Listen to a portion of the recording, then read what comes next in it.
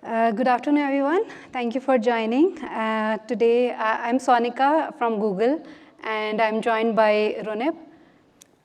This is Runip I'm an architect in the device architecture group in the central switching group. Thank you, Runip. So we will be talking about AVS so we'll be talking about how vendor switch simulations can be integrated into Alpine Virtual Switch, and also a little bit about how AVS can be deployed in sonic topologies. So to give a bit of a background, AVS is part of Alpine Framework. Alpine Framework is a framework with the goal of easing up the sonic development and testing. So it consists of three parts. The first is the Alpine Virtual Switch, which is a new sonic virtual switch with data plane, and that will be the focus of this talk. And second part of it is the deployment of these virtual switches in virtual testbeds. It is referred to as active, which is Alpine KNE testbed. We'll touch upon a bit on this as well. And third part is all the infrastructure around executing the test against these virtual test beds in the cloud environment is referred to as Apex. We use it for pre and post submit executions in the cloud environment. So, as I mentioned, Alpine Virtual Switch is a new sonic virtual switch with data plane. And this is a high-level architecture on the right, where the thing to note here is that it is a two-container design where the simulation runs in a separate container altogether in the bottom ASIC simulation container. And there is a switch stack container which hosts the sonic VM in it. So, this data plane container is where the vendor simulations or any other software pipelines will get integrated into Alpine Virtual Switch. So in terms of the data plane options, we really have two options for what kind of data planes which can be integrated with Alpine. So first would be things like low fidelity, lightweight software pipelines, for example, Lucius. This is the default data plane which comes with Alpine Virtual Switch. And the second category is the high fidelity vendor device simulations. For example, Broadcom's BCMSIM. These are the two categories of data planes which can be integrated with Alpine Virtual Switches. And both serve different purposes. And the focus of this talk would be how we integrated the vendor simulation with the Alpine Virtual Switch. So just to list down some of the important features of the data plane with AVS is that it can support non-stop forwarding. So by having the data plane running in a separate data plane container, it can allow the non-stop forwarding of traffic by the data plane, and the switch stack container or the switch stack VM can continue to restart, perform the warm reboots. So, and also we support packet IO. So as I mentioned, we have integrated multiple vendor simulations into the AVS, and also the default Lucius data plane. And Broadcom BCMSIM is what we will be discussing in this talk. So now how can one integrate different data planes with virtual switches, with the Alpine Virtual Switch? So there are two possibilities, two options with which it can be integrated. First is using the proprietary RPCs from the vendor themselves. And the second is a more standard way of doing things by using a standard SAI gRPC mechanism. With the option one, we use vendors generally have their own predefined established way of SDK to talk to their virtual ASIC. So it leverages that path in which we have the SAI integrated with the SINCD, SAI linked with the SINCD itself, and the SDK knows how to talk to the data plane implementation by vendor. So we use that proprietary path between the SDK and the data plane. So this brings more closer to the hardware kind of testing where the SAI and SINCD are integrated into the SAI and SDK are integrated into the SINCD itself. So this gives very close to hardware kind of testing. On the other side, we have another option as well, where we standardize a connection between the SIGD and the lower layer software pipeline over the SAI gRPC. So we use this for Lucius integration. So in this case, there is a thin gRPC client which is linked to the SIGD, and that gRPC client talks to the SAI server running on the data plane container side, and that SAI server is linked to the data plane pipeline. So these are two different ways of doing things. Depending upon the use cases, we integrate different data planes into Alpine using any preferred method. So before going into a bit of detail about vendor simulation, I want to touch upon the active part, how we deploy these virtual switches. We leverage KNE, which stands for Kubernetes Network Emulation. It is an open source tool to create emulated topologies. It supports both local deployment as well as cloud deployment, and that was very important for the use case of expanding the bigger fabric using these virtual switches. So we leverage KNE, and this whole topology, Alpine topologies using KNE is what is referred to as active. So Alpine Virtual Switch currently gets deployed as a Kubernetes pod. It is a 2-container design which is a single unit deployed as a Kubernetes pod. And as a POC, we have deployed 100 AVS on 40 GCE nodes. So the idea is to deploy large-scale fabrics using active for fabric use cases. So now I'll hand over to Runip to talk about BCMSIM integration. Thank you, Sonika. So before I jump into BCMSIM, I should mention, you guys, this is the last year of the conference, and towards the tail end, if for all the out-of-town guests, you should try to track down a Slayer machine. It's the Rolls-Royce of espresso machines, cost 10 grand, and it's probably one of the few places in the world where you can come to Silicon Valley and track it down. It's deployment conference after all. So see if you can use your AI tool to track down a Slayer. So back to BCMSIM. BCMSIM is our virtualization solution. It contains our device models, plus a simulation framework, which we call as the BCMSIM simulation framework. Together it promises to virtualize the entire data center. So today, before I talk about the nuts and bolts of how we integrate it into the Alpine VS, I'm going to give you a little bit of an overview, the motivation for BCMSIM, the overview, and then we're talking about the nuts and bolts about how it bolts into the VS. Okay, so talking about why does BCMSIM even matter to customers? I think the first one is that it gives customers the ability to develop their software well before tape-out.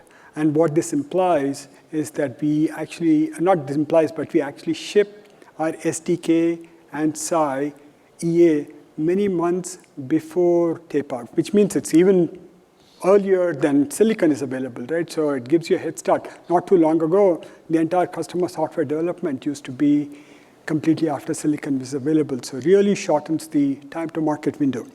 The second reason is, people continue to use it post tape-out as well, is for several reasons, right? One is that there are never enough lab systems, and they can use it in a CI/CD environment, both in the pre-submit and the post-production software.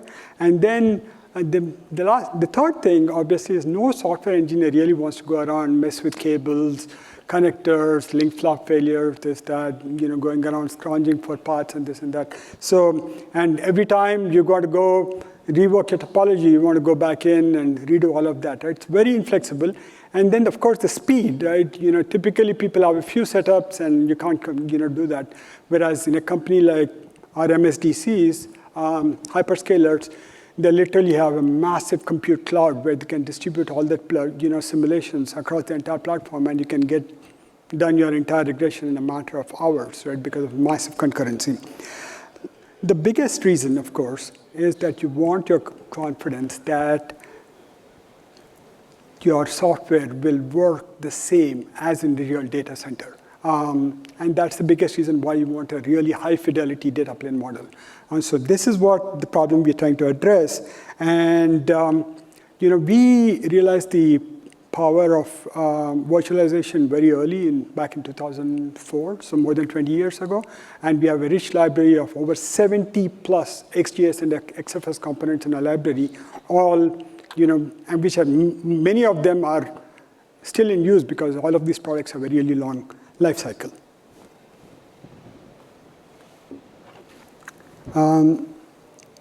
Okay, so just a quick overview. So at the core of this is our device model, which is the BCMSIM device model. And then, of course, it ships with our SAI and SDK. But very quickly on, we realized that was not sufficient to ship the BCMSIM device model alone. We needed to ship a solution. So we actually ship it with a framework, which allows you to rapidly interconnect all the test bench components along with the devices. In this particular picture, you see that the device models themselves, there are two instances of it showing a homogeneous model, but there's really nothing preventing you from doing a heterogeneous model. You can even plug in your own ASIC into this particular scenario. So what here you see in the framework, which is the interconnection simulation framework. This is a traditional framework. It's a proprietary one, Broadcom. It's a very lightweight user space module written in Ruby. And it has several components, several modules, I should say, the component manager, a connection manager, the connection points, the CXPs are the different devices and the test bench components to communicate to each other. What you see is that if you notice that the two instances of BCMSIM are communicating to the SAI and SDK on independent TCP sockets, and they are independent processes.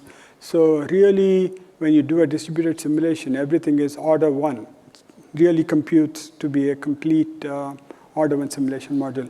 The trade-off with this particular framework is that you see that all the TCP socket connections coming in to the device model from the SAI and the SDK side, you can get a bottleneck because this is a very simple switching module. And if for large topologies, if you want to distribute your simulation to remote hosts, then you can pay a penalty for the latency as well as the amount of TCP traffic coming into a central particular module. So this is where Alpine has a nice leg up for large topologies and cloud scale deployment. So zooming in a little more on the device model, this is a high fidelity, register accurate as well as interface accurate model. What you see here is the SDK communicates to BCMSIM over 3 sockets, one being and they're all doing an abstracted PCI interface. It's virtualized. And here you see 3 parallel TCP sockets, concurrent PCP sockets, which is the PIO, the interrupt, as well as many forms of DMA, all communicating to BCMSIM. And the pipeline itself, like I said, is very accurate. It's both interface and register accurate. It models both our IP ingress and egress pipelines along with with certain aspects of the forwarding behavior of the MMU. The main thing I wanted to, like I mentioned, is the high fidelity. So you get exactly the same behavior as silicon for the configurations you push in. Okay, so now we jump into the BCMSIM, the AVS integration, the device integration. So here what we did is we completely ripped out the framework because the Alpine VS is the simulation framework. And so what we did is plugged in something called a vBridge, which interfaces the device model back into the virtual Alpine KNE connectivity. On the northbound side of the vBridge, you see a proprietary BCMSIM header and a packet. That's completely hidden from the user. On the southbound side, it has a raw packet, and that interfaces to the NetDev devices. It's the virtualization, and it allows you, the vBridge, to be able to talk to the Alpine connectivity. So what you see at the bottom is on each Alpine node, you see an endpoint, and the endpoint connects to, essentially is a netdev. And so we can communicate, do all the packet TX and RX over this particular interface. Now, in addition to the packet TX and RX, we can actually do link level connectivity. So we can actually, I'll talk a little bit about that particular stuff. So the link state propagation is actually handled extremely well by KNE over the large topology, and it can propagate through the entire network. So when a link goes up or down, KNE will propagate. So what vBridge does is it can establish bidirectional communication. It could be software managed, so the software could take the link down or up, and then vBridge will propagate that. In the other direction, we have this thing where the netlink monitor will monitor link state changes and being able to propagate it back up to the device. And like I said, over between the nodes itself, gRPC, there's a gRPC wire abstraction which models the Ethernet wire and propagates the link state changes through the network. When within the particular node, you don't need to do that because you have a veth pair, and then the veth driver takes care of this particular issue. So all in all, what I just showed is that in summary, you see BCMSIM integrated into the Alpine KNE environment, and it's giving you the ability to be able to run into the Sonic and the SAI environment, the ability to virtualize your entire data center. You can build your own custom topology. You can build your own virtual data center. You can simulate errors. You can do all the things you can do or not all things, but many things you would do in a real data center where you have literally millions of dollars spent on testing and verifying all of these particular things. You can actually do it in this particular environment. Back to Sonika. Yeah. Thank you, Runip. So I will talk about a little bit, touch upon some work we have been doing with Arista Networks also. So this is a collaboration we have been working with Arista for the past couple of months. So here what we wanted to use AVS for, we wanted to leverage AVS for Sonic topologies. So the goal was actually to enhance the Sonic testing and pre-submit with Alpine. So in that, we did divide it into a couple of steps. The first step was to deploy AVS as a standalone switch, because right now AVS is deployed only in KNE environment as a Kubernetes pod.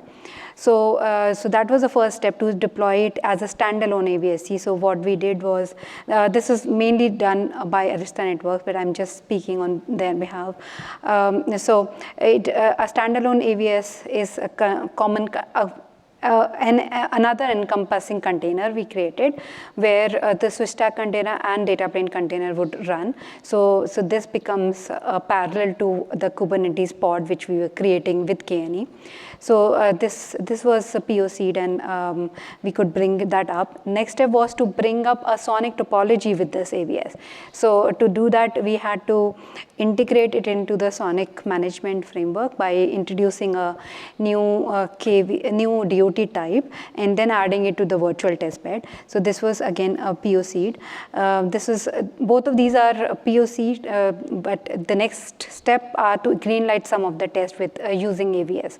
So this is a brief overview of some work we are collaborating with Arista on. So just to summarize, we talked about the Alpine Virtual Switch, which has the ability to deploy, integrate different data planes in it, and we have successfully integrated multiple data planes in the same virtual switch and it's not a huge effort to integrate a new data plane with AVS. It should be in a matter of a couple of weeks. Then, we discussed about the KNE multi-node deployments using KNE, using Active, so we can deploy large-scale sonic topologies by using this method. And we have used BCMSIM for vendors SDK qualification long before the hardware could arrive. So that is what we leveraged AVS for. So in short, this Alpine framework provides easy integration for different data planes and deploying different kind of topologies. These are some of the call to actions. We run the Sonic Virtual Data Plane Working Group every Tuesdays 9 a.m. PST time. So please feel free to join. The charter is mainly to discuss Sonic VPP, Alpine, and any other data plane kind of topics. We have a upcoming talk at Sonic Workshop, where we'll be discussing more about Active there. And contributions are welcome, and feel free to reach out for any questions. Thank you.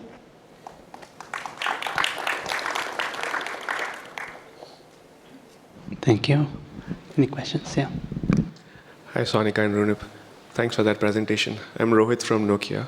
I have a question for Runip, a couple of questions actually. The first one is around BCMSIM.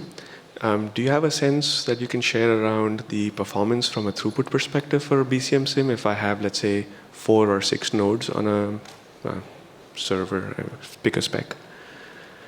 Is that in the order of, I can get 200, 500,000 packets? I don't know what that performance looks like. Okay, so that's a good question. Performance is always something which customers are looking for, and they would like it to be faster and faster.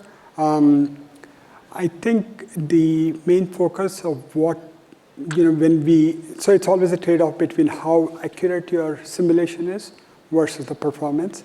And whenever we've tried to trade accuracy for performance, I think customers have always rejected it. There are many techniques to increase performance at the trade-off of increasing the abstraction. For example, all our lookups could be abstracted to be algorithmic instead of the detailed hardware level implementations, but those have always been, people have not been happy with those kinds of trade-offs. So what I'd say is, rather than give you a specific answer, I would say that it's never been like a showstopper. It's something which people are always looking for. What we talked about, we can run our simulations, whether it's 4 or 6, you can run it on the same host if necessary, or you can distribute your simulation across compute hosts. And in MSDCs, or even somebody like Nokia, you literally have tens of thousands of clusters in the compute farm, and you can distribute your simulation and run many things in parallel, which you can't do in hardware. So does that answer your question? Sure. And then I had a follow-up, which is around multi-node, multi-server simulator setup that you were referencing. So the gRPC wire that you talked about and the link notification that propagates, does that work across multi-node setup? Yes. Yeah. So this is handled by KNE. So gRPC wire is used for communication between the emulated devices across different nodes. Okay, thank you. Hi, Ubaid Amin for Dell Technologies. About the BCMSIM, does it can it emulate all the NPUs that are supported by Broadcom right now? For example, Tomahawk 5 has certain features which are not supported on Trident. So would it be able to reflect the features which are available on Tomahawk 5s? Yeah, so when I say a device model, we actually are saying it's a chip model. Yeah. So it reflects that particular chip you introduce into your topology. So we have a chip model or a device model. We call it a virtual reference model. We have all kinds of names associated with it. We are calling it a data plane model. We would have a Tomahawk 5 specific model, which would be an accurate representation of Tomahawk 5. Similarly, we have it, the one I was talking about, we have it for more than 70 devices, and you would get exactly the behavior for that particular device. Perfect. So it means it's going to support DLB or all other features which are supported on Tomahawk 5. That's correct. Perfect. Thank you. I have a question for BCMSIM. So you mentioned high fidelity. Like how high the fidelity is, and is that quantifiable? Yeah, that's a good question. So I think I would be so what we try to do in terms of fidelity is we want to model the pipeline and the forwarding behavior, including all the lookups. So from a software abstraction point of view, it looks like the real device. We don't try to model all the buffering and the congestion issues because that would be too slow. Neither do we do things like low-level things like, for example, the SERDES and things like that, or analog circuitry, right? So typically in our regression, we claim that we will run about 70 to 80% of them. So we pick a subset of the regression in the SAI and SDK world and Sonic world, which is specific to BCMSIM, and validate those. Okay, curious. What is the techniques or mechanism behind it to guarantee the fidelity? That's a longer talk, but yeah, that's a good question.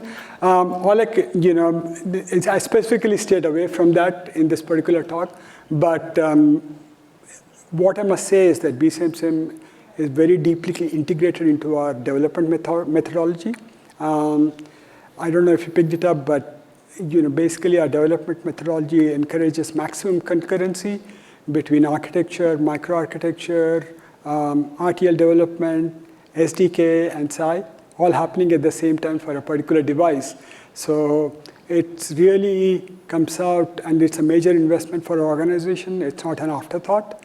It is actually comes out as a product which has been thought through carefully and delivered. It becomes a part of our regressions. Of all of them, it's used by design verification, something we call as architecture verification. It's used by SAI, SDK, within Broadcom. So it's extensively used from within Broadcom, and our FAEs and AEs use it as well.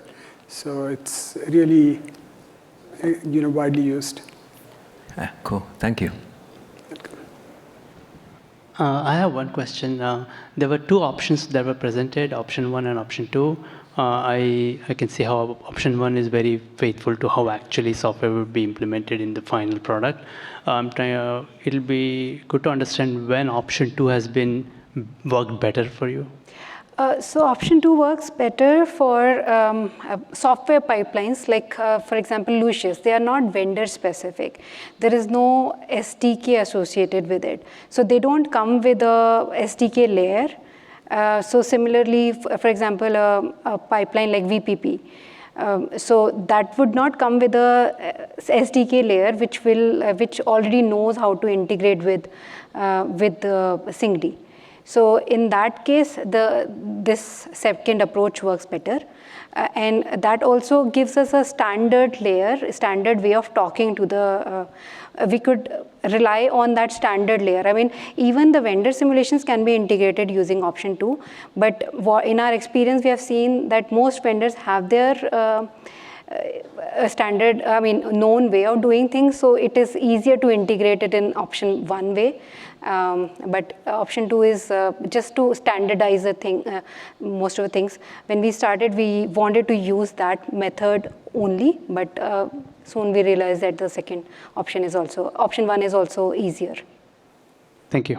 Yeah, from our point of view, we are flexible. We can use either option 1 or 2 because the SDK and BCMSIM are relatively decoupled. They're communicating over TCP socket, so you can put the SDK and SAI into the SyncD container, or you could move it into the ASIC container. It really doesn't matter. So we are open both ways. Yeah. Good. All right. Thank you.